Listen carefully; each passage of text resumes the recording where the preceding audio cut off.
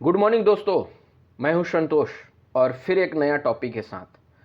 आज का टॉपिक है इन्वेस्टमेंट के करेक्ट एज, इन्वेस्टमेंट के परफेक्ट एज, और आप कह सकते हैं इन्वेस्टमेंट करने के प्रॉपर और सूटेबल समय कब होता है। तो इसका मैं अगर एक वर्ड में जवाब दूं तो मैं ये कह सकता हूं कि जब आप इन्वेस्टमेंट का डिसीजन ले लिए तभी सूटेबल समय है। लेकिन उसका मैं कुछ और डिटेल में बताना चाहता हूँ, क्योंकि अगर वो कोई कुछ इन्वेस्टमेंट किया ही नहीं है, चाहे वो किसी एज में है, वो जब भी शुरुआत करना चाहे, मैं तो कहूँगा कि उस दिन ही सबसे परफेक्ट दिन होगा जिस दिन वो शुरुआत कर रहा है। लेकिन आप सोच सकते हैं, हम सोच सकते हैं कि हम सब जिंदगी में पैसा कमाने के लिए अपना मेहनत कर रहे हैं। कोई करियर में अपना ग्रोथ के लिए मेहनत कर रहा है, कोई बिजनेस में ग्रोथ के लिए मेहनत कर रहा है, कोई खुद की अपने स्किल डेवलपमेंट में मेहनत कर रहा है। तो जो भी है, जो जिस लाइन में काम कर रहा है, मेहनत सब कर रहे हैं। और मैं ये कभी भी नहीं कह सकता हूँ कि किसी भी आदमी के पास कोई ड्रीम या कोई सपना नहीं होगा कि मैं अपना करियर या अपने ज़िंदगी में ये बनूंगा।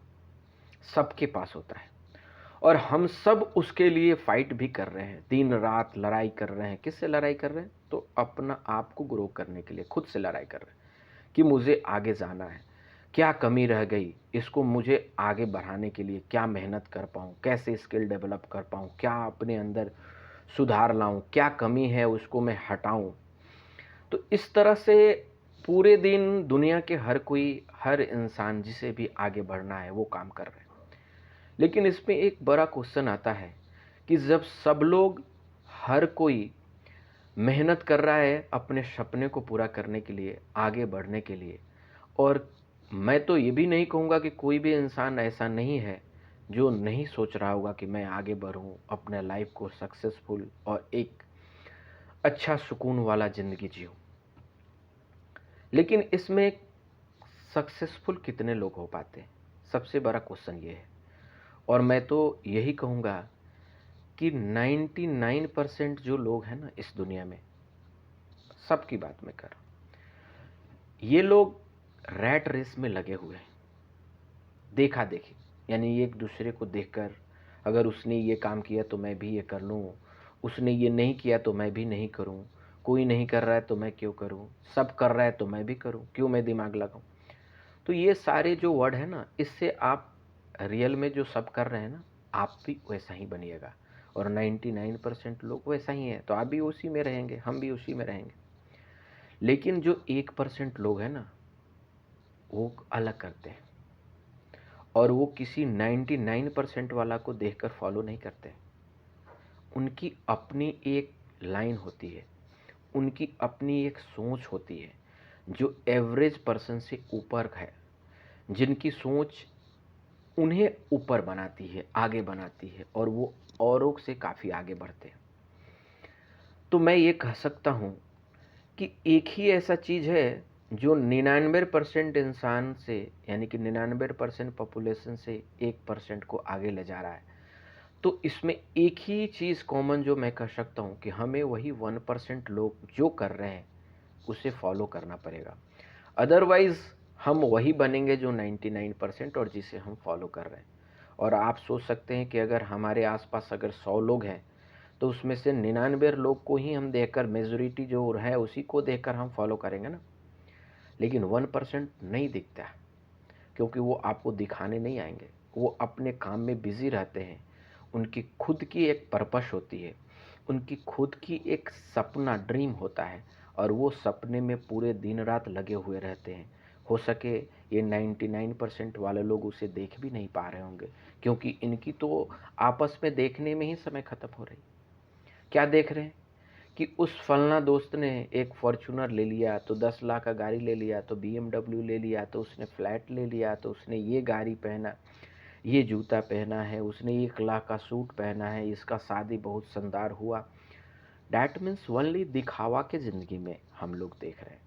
और जब तक हम ये सारे चीज़ देखते रहेंगे तो हम भी वही करेंगे जो ये लोग कर रहे हैं।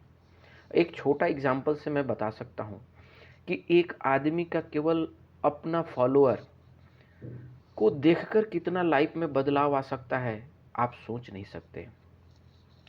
एक आम आदमी होता है और वो एक होटल में काम करता है, और आपको भी पता है 5 स्टार होटल में मे बी मैक्सिमम लोग एक ग्रेड के होते हैं जिनकी सोच एवरेज से अच्छी रहती है। सबकी मैं नहीं कह सकता हूँ, लेकिन मैक्सिमम लोग। और उस अपने सर्कल में पूरे के पूरे लोग से देखता था, उसके फैमिली मेंबर भी कहता था कि तुमको बोनस जो मिली है 50,000 रुपीज़, उसको तुम एक घर में लग्जरिटी के लिए एक बाइक ले लो लोन पर। क्योंकि घर में बाइक की ज़रूरत नहीं थी, क्योंकि वो उसे दिन भर होटल में काम करना है और घर की दूरी मुश्किल से 10 से 15 मिनट की थी, तो बाइक की ज़रूरत नहीं थी। मार्केट में ट्रैवल करना, सारा सामान उसको नियर बाय मिलता था। लेकिन वो पूरे साल मेहनत करके जो उसे कमी नहीं मिली थी 50,000 रुपया ना, वो 50,000 रुपया वो गंवाना नहीं चाहता था। उसे पता था कि 1 साल के बाद ये मिला है, इसलिए उसको दिमाग में हिट कर रहा था। लोग के कहने से वो बाइक लेना नहीं चाह रहा था, क्योंकि उसकी ज़रूरत नहीं थी और उससे कोई उसको फ़ायदा ज़्यादा नहीं दिख रहा था। एक दिन ऐसा ही वो खड़ा था और गार्ड का काम करता था होटल में, तो सामने एक आदमी आए और अपना किसी से बात करते हुए उसके पास खड़े रह गए। उसने नमस्कार किया और बात होते होते उससे 2 मिनट बात हो गई उस बंदे से।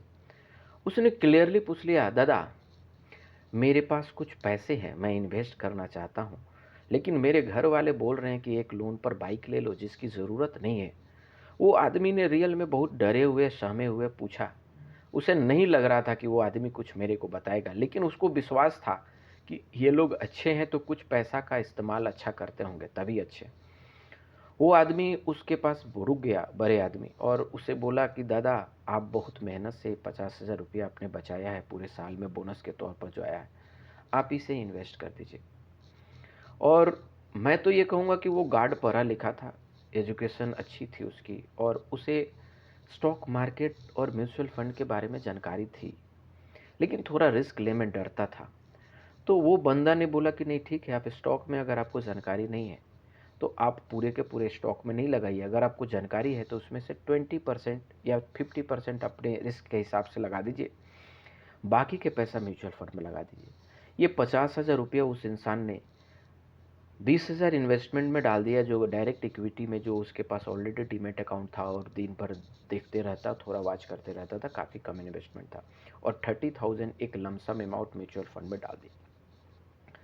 ये उसके डिसीजन रियल में उसे खुश महसूस हुई, और घर वाले को 9 दिन 5 7 10 दिन नाराज़गी रही, लेकिन वो धीरे धीरे समझाकर उन्हें कन्विंस कर रखा। अब सोच सकते हैं कि 1 साल की केवल 50,000 रुपया उस इंसान के लाइफ बदल दी। उस इंसान की स्टोरी सुनने के बाद मतलब रियली मैं शॉक्ड रहा। और ये केवल 20 साल बाद, मतलब कि वो इंसान जब रिटायर हो गया, और ये इन्वेस्टमेंट को वो बहुत ज़्यादा क्लोजली वॉच नहीं करता था, क्योंकि एक अच्छा इन्वेस्टमेंट में था। फिर उसने जब उसकी वैल्यू देखी 20 साल बाद ना, तो उसे चौंका दिया। उसकी वैल्यू कितना हो सकता है इमेजिन करिए। मैं रियली इमेजिन नहीं कर पाया। जब उसने बताया तो मेरे को बहुत आश्चर्य हुआ। उसकी वैल्यू ही 20 करोड़ रुपीज़, और ये होता है इन्वेस्टमेंट की पावर। लेकिन अगर वो बाइक एक ले लिया रहता तो ये 20 करोड़ रुपया उसके हाथ से निकल जाता। तो दोस्तों, हमें अच्छे आदमी को फॉलो करना चाहिए। हमें अच्छे बनने के लिए हमेशा सपना देखना चाहिए। और मैं तो कहूँगा, अपने इमोशन को कंट्रोल करके अगर हम कुछ इन्वेस्ट कर सकते हैं तो वो हमारा लाइफ बदल सकता है। धन्यवाद दोस्तों। मेरी वीडियो अच्छी लगी होगी तो प्लीज़ सब्सक्राइब एंड लाइक करिए। धन्यवाद।